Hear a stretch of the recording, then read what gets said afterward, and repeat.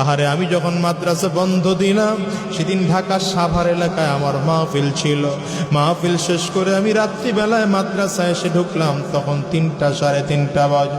মাদ্রাসায় ঢুকে দেখি সব বাচ্চারা চলে গেছে, ছোট্ট একটা বাচ্চা আমার মাদ্রাসার বাবুর্চির সাথে ঘুমায়। বাবুর্চিরে ডাক দিয়ে উঠাইলাম, কিরে বেটা এই বাচ্চাটা বাড়িতে যায় নাই কেন?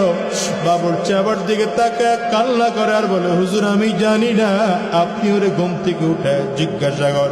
আমি বাচ্চাটারে ঘুম থেকে উঠাইলাম, কিরে বাবা বল, কাল তুই বাড়িতে যাস না? বাচ্চাটা আমার দিকে তাকায় ফেল ফেল করে কাঁদে আর বলে, হুজুর আমি কই যাব হুজুর, আমার তো বাবা না,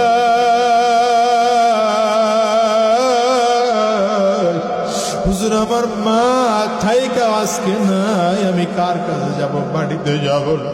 আমি বলি বেটা খুলে বল। বলে হুজুর আমার আব্বা অনেক আগে বিদায় হয়ে চলে গেছে।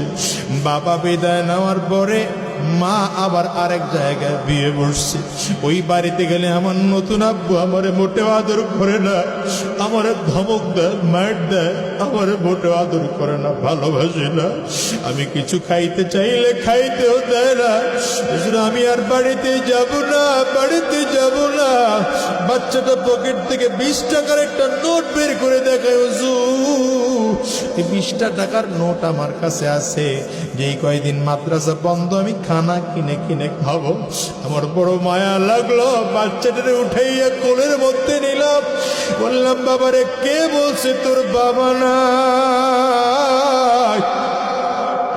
এটা আমার দিকে তাকাইয়া দেখ, আমি তোর বাবা। ছোট আবার দিকে তাকায় কান্না করে আর বলে, হুজুর আমি ভালো করে জানি আপনি আমার হুজুর, আপনি আমার ওস্তাদ, আপনি আমার বাবা না। আরে দুনিয়ার মুসলমান ভালো করে বুঝো, ভালো করে বুঝো। কত মানুষ আছে বাবা হারা, কত মানুষ আছে মা হারা। আরে যুবক আজকের এই মাহফিলটার মধ্যে এমন মানুষ আছেন না নাই? চিল্লায় বল। আমিও তো একজন মাহারা মানুষ। আমি প্রায় বলি, আজকেও বলি রে মুসলমান, এই মাহফিলটার মোনাজাত করে দিলে বাসায় যাইবা, হয়তো দরজার মধ্যে টোকা দিবা, তোমার মা দরজা খুলবে।